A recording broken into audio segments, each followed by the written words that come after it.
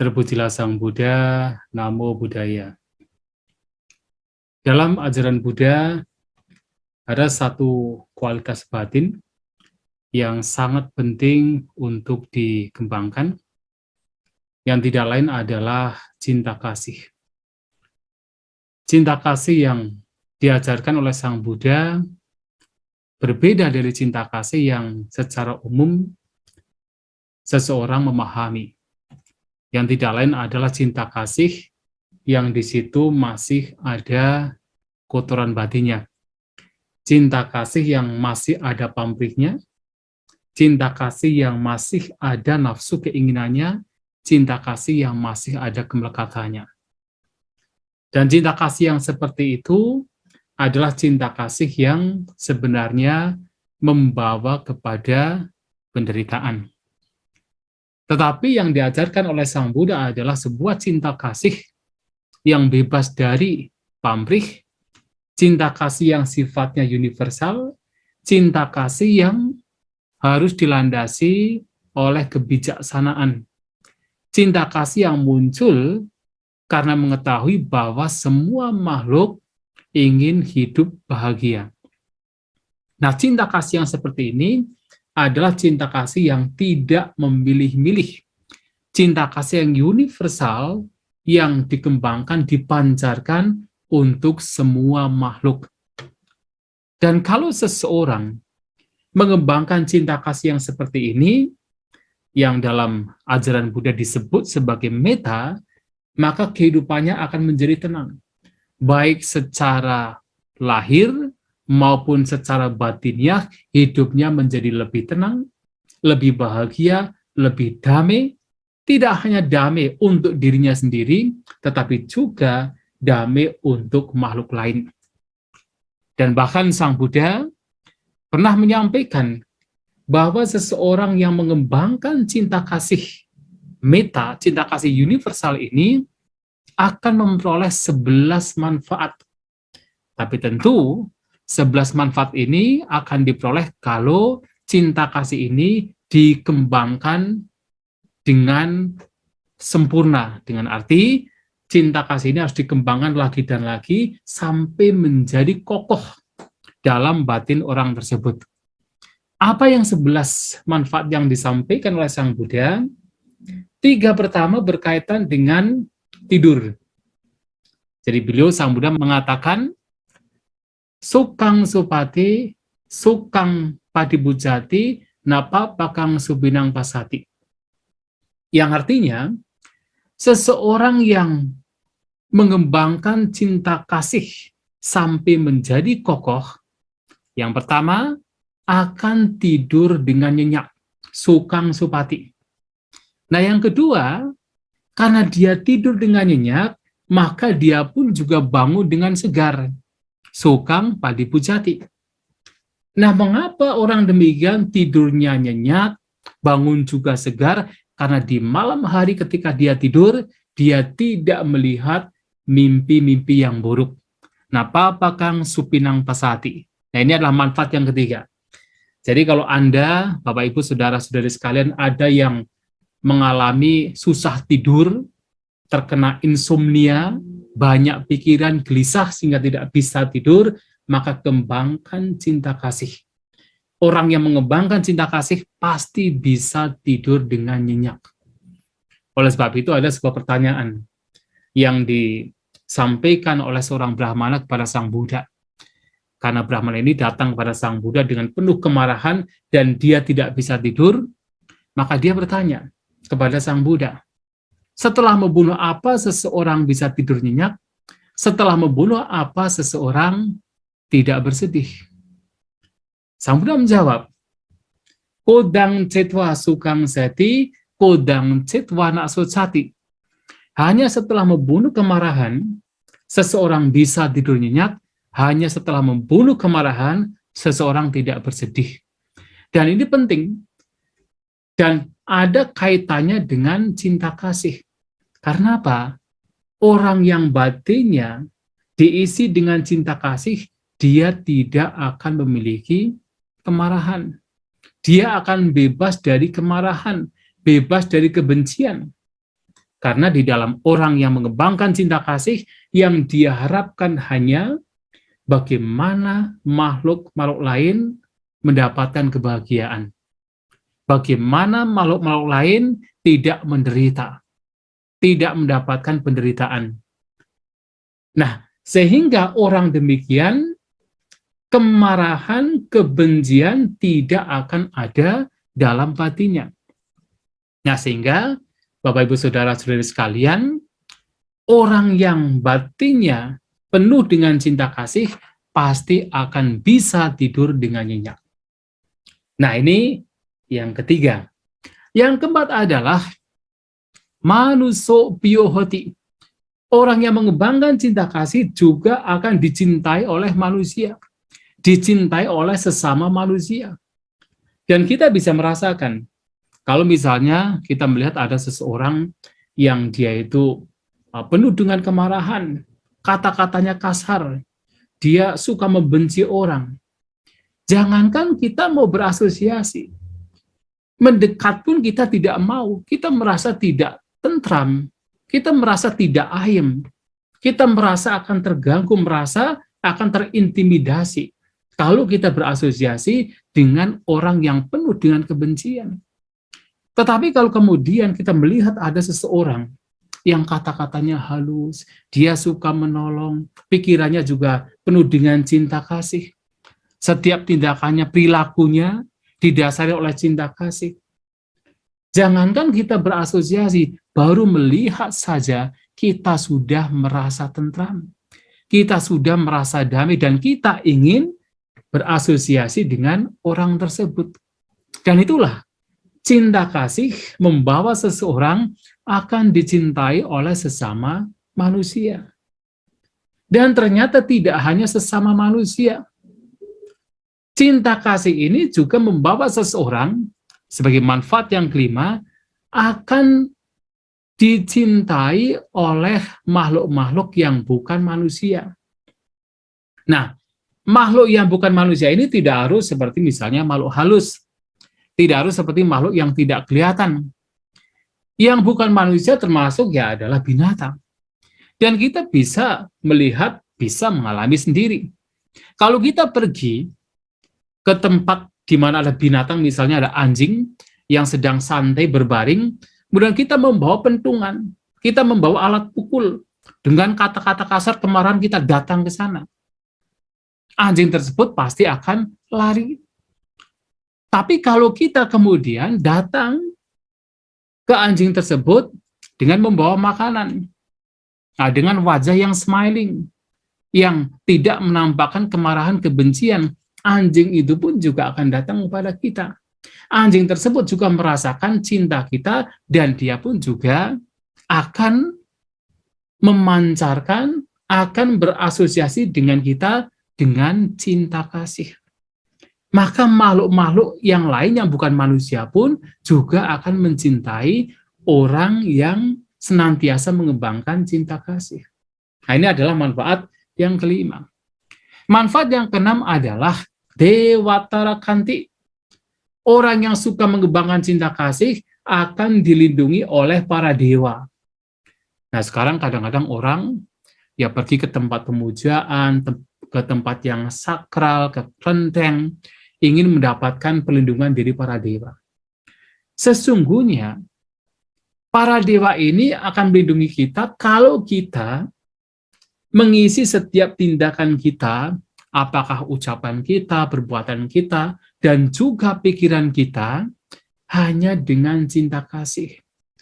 Kalau kita dengan sesama, dengan setiap makhluk, senantiasa mengembangkan cinta kasih, maka para dewa pun juga akan merasakan cinta kasih kita, dan mereka akan melindungi kita.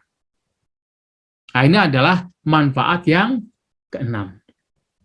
Manfaat yang ketujuh, seseorang yang mengembangkan cinta kasih dikatakan dia tidak akan terluka oleh tiga hal. Yang pertama adalah api, yang kedua adalah bisa, yang ketiga adalah senjata. Nasa agiwa, visangwa, satangwa, kamati. tidak akan terluka oleh tiga hal ini.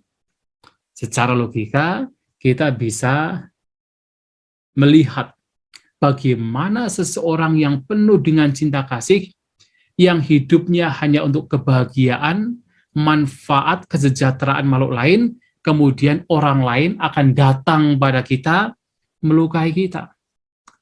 Tidak mungkin. Karena dengan kita mengembangkan cinta kasih, bahkan tidak hanya sesama manusia, makhluk-makhluk lain juga akan mencintai kita. Dan mereka tentu tidak akan melukai kita. Nah, sehingga logikanya adalah orang yang mengembangkan cinta kasih tidak akan dilukai oleh makhluk lain, baik melalui senjata, bisa, ataupun api. Nah, ini adalah manfaat yang ketujuh. Manfaat yang kedelapan adalah tuwadang samadhyati. Tuwadang citang samadhyati. Orang yang mengembangkan cinta kasih akan memiliki batin yang mudah terkonsentrasi. Jadi bagi Bapak Ibu, saudara-saudari sekalian, yang suka meditasi, yang suka mengembangkan batin, agar bisa cepat terkonsentrasi, agar bisa cepat fokus, agar batinnya menjadi cepat tenang, maka kembangkan cinta kasih. Dan ini penting. Karena apa? Meditasi adalah upaya untuk mengembangkan batin. Upaya untuk melenyapkan kotoran batin. Nah, kebencian yang ada dalam batin kita akan berkembang kalau kita tidak memiliki cinta kasih. Kalau pikiran kita diisi dengan cinta kasih, maka kebencian juga tidak ada dalam batin kita. Batin yang bebas dari kebencian, batin yang diisi dengan cinta kasih, akan memudahkan kita dalam upaya untuk menenangkan batin, untuk mengkonsentrasikan batin kita. Maka ketika ada pertanyaan, kenapa batin? Saya bermeditasi lama, tetapi kok sulit sekali bisa menjadi tenang. Sulit sekali bisa menjadi terkonsentrasi. Salah satunya adalah karena batin masih suka dikuasai oleh kebencian. Karena batin tidak ada cinta kasih.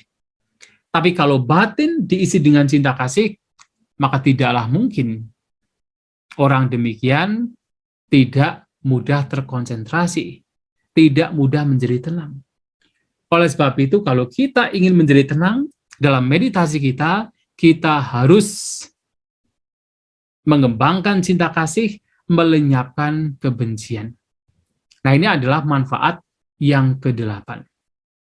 Manfaat yang ke-9 adalah mukawano vipassidati.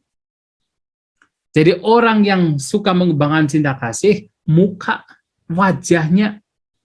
Jadi warna wajahnya atau penampakan wajahnya itu menjadi cerah, menjadi jernih, menjadi menyenangkan, enak dipandang. Ya, kita bisa melihat, kalau kita melihat ada orang yang sedang marah, kalaupun dia sebenarnya aslinya cantik, atau aslinya dia tampan, tapi kalau dia sedang marah, batinnya dikuasai oleh kebencian, kata-katanya kasar, wajah yang tadinya tampan, yang tadinya cantik, menjadi buruk rupa.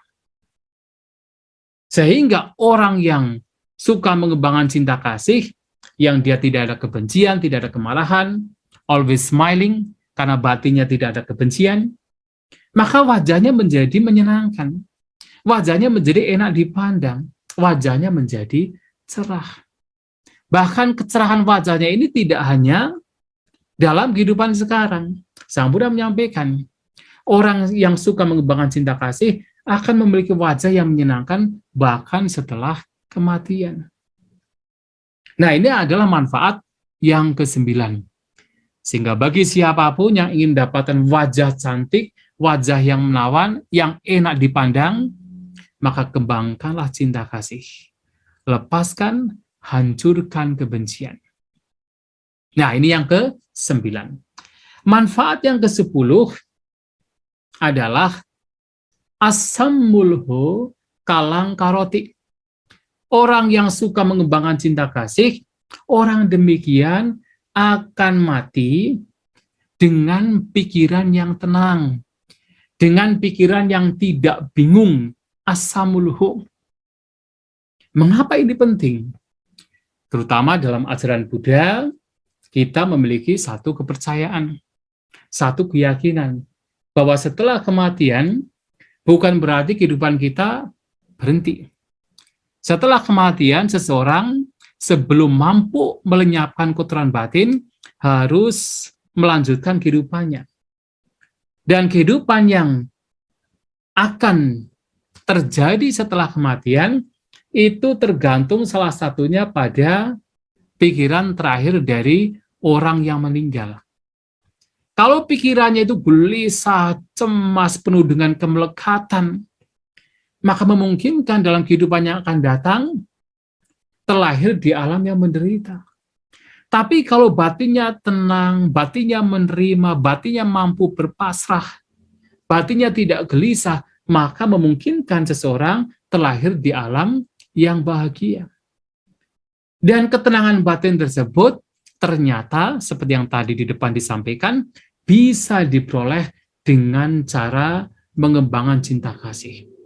Orang yang batinnya diisi dengan cinta kasih, setiap perilakunya diisi dengan cinta kasih, maka hidupnya menjadi tenang, bahkan ketenangan batinnya terbawa pada saat ia menghadapi kematian. Karena dia, orang yang penuh dengan cinta kasih, merasa hidupnya damai, tidak ada permusuhan, tidak ada yang perlu dikhawatirkan, sehingga ketika kematian terjadi, kedamaian pikiran, kedamaian batin masih ada. Dan ini penting dalam seseorang menghadapi kematian. Nah, ini adalah manfaat yang ke-10. Dan ini penting sekali. Manfaat yang ke-11, tidak ada Eka Dasani Sangsa Mita, 11 manfaat dari pengembangan meta.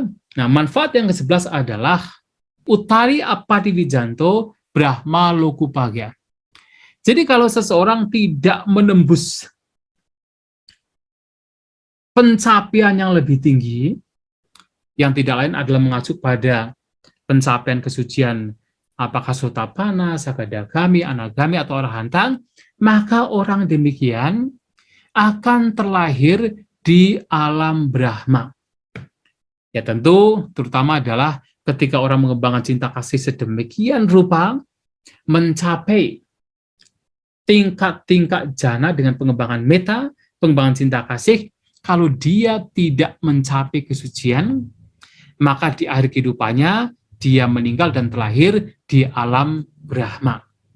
Dan alam Brahma ini jauh lebih tinggi, jauh lebih membahagiakan ketimbang alam surga. Karena di dalam konsep Buddhis, ada banyak sekali alam kehidupan bagi makhluk-makhluk, dan alam surga adalah salah satunya, dan itu adalah alam dewa, sedangkan ada yang lebih tinggi lagi, tidak lain adalah alam Brahma. Dan orang yang mengembangkan cinta kasih, mencapai tingkatan-tingkatan jana, kalaupun dia tidak mencapai kesucian, dia akan terlahir di alam Brahma. Itulah Bapak Ibu Saudara-saudari sekalian, 11 manfaat yang bisa kita peroleh ketika kita mengembangkan cinta kasih.